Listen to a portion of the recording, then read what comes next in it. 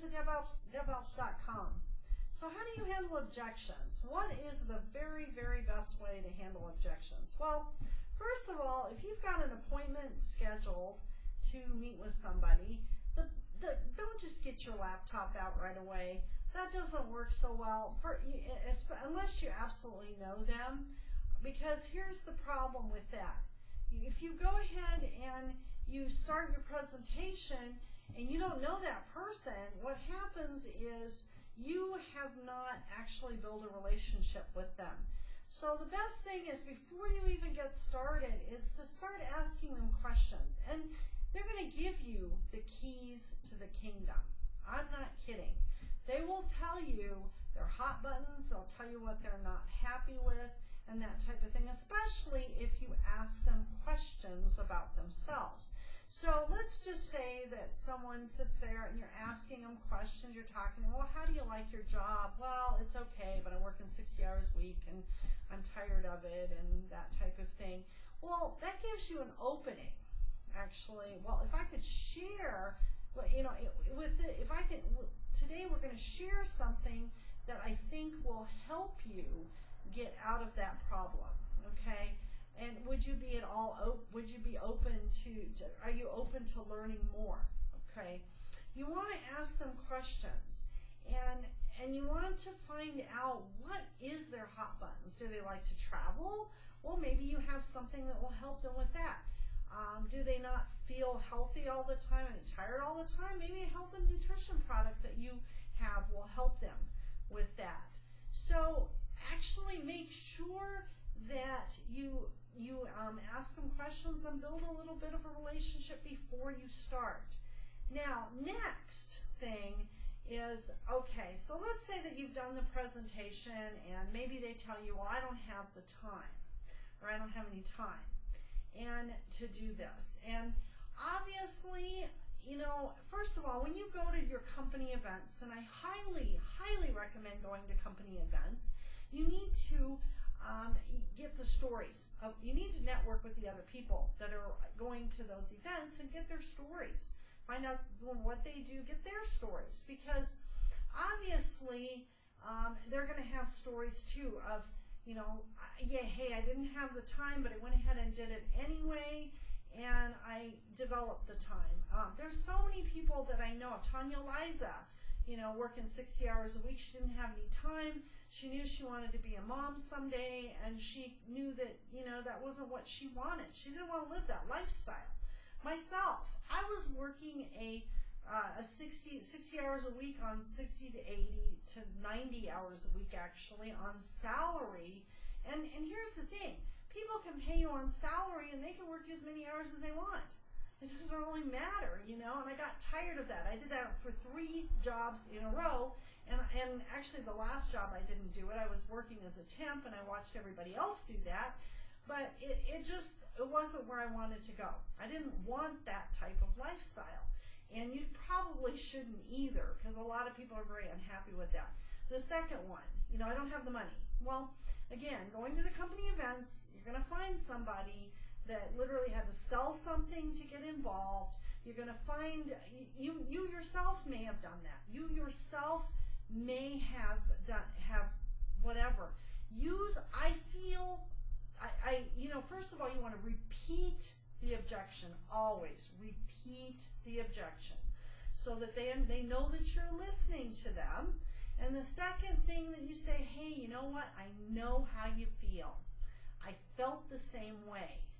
I went ahead and sold this to get involved, or man, I was unemployed at the time and I had to really scrounge around to get the money, use some of my savings, whatever. Use whatever you need, find somebody with that objection and then tell the story. Tell stories. And then then when you say, I know how you feel, I felt the same way, tell the story, but this is what I found out. And obviously, you could say, but this is what I found out, is that, hey, if you don't do something about it, you're still not going to have the money a year from now, right? How about 5 years from now? Yeah, right. How about 10 years from now? You're still going to be the same way, right? Well, great. people do after presentations is they don't ask them to get started. All right, so you get somebody, and you go ahead and finish. You handle the objections. So, well, let's get you started. Since we know this will probably help you, let's get you started. Go ahead and close them. Go ahead and ask them for the sale. The main reason most people don't make a sale is they don't ask. Because people, they want you to ask. They want you to get them started. So, you really need to ask that question. Or, welcome to the team, or sounds like you're ready to join. Any of those work. They all work. It just depends on the situation. Are you ready to get started? Anything like that, you can close them with it, but make sure you ask for the sale. Let's talk about a pyramid scheme. Okay, now that's another objection that people will give you. Well, isn't this a pyramid scheme? Okay, and you can just, pyramid scheme? What? Do you think I do something illegal?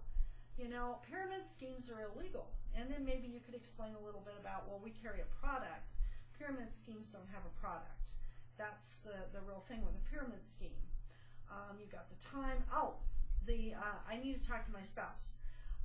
This is another one that is best handled before the presentation. So if somebody tells you, well, excuse me, if somebody tells you that they have a spouse or they're married, just say, you know what, I really like to do this in front of both of you, and reschedule it and give them the presentation in front of both of them. Because that's really one objection you can't overcome too well, because it's really right for them to talk to their spouse.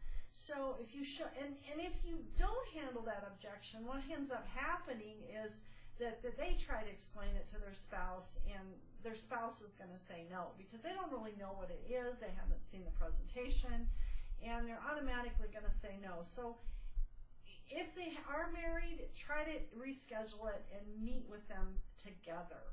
So that's another objection that you might get. I handled that one before because it's not one that's really easy to handle.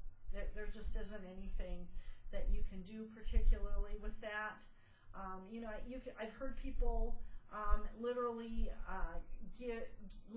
will say, well, how much, like for the wife, they'll say, well, how much money do you spend on groceries? And so, they'll tell you that they, $200 a week or whatever. Well, that's $800 a month. So your husband trusts you with $800 a month. This is less than that. So, they've done things like that. But me personally, I found that's a really hard one to overcome. So I don't overcome it. I literally try to meet with them before. So that's another objection that you get. You get very few objections. Different types of objections. You got the time, you got the money, I got to talk to my spouse, pyramid scheme, is this a scam? Again, if they ask it, is this a scam? You repeat the objection. You think this is a scam? I wouldn't be involved in any scams, first of all. You think I would be involved in a scam? Are you for real? And then you can go ahead and say, hey, 36.5 million people are involved in the direct selling industry. If it was a scam, do you think there'd be that many people involved? And don't you think the government would get involved by now? You could use that as an objection with that, handle that objection. But that's really the only objections I've heard. You really don't have to memorize very much stuff. Again, so handling objections, whatever objection they give you, repeat the objection, even if it's silly, repeat the objection, and then, I know how you feel, I felt the same way, but this is what I found out, and go ahead and explain that, and that works really, really well. Anyway, hope you got value from this. If you did, go to debalps.com for more free training.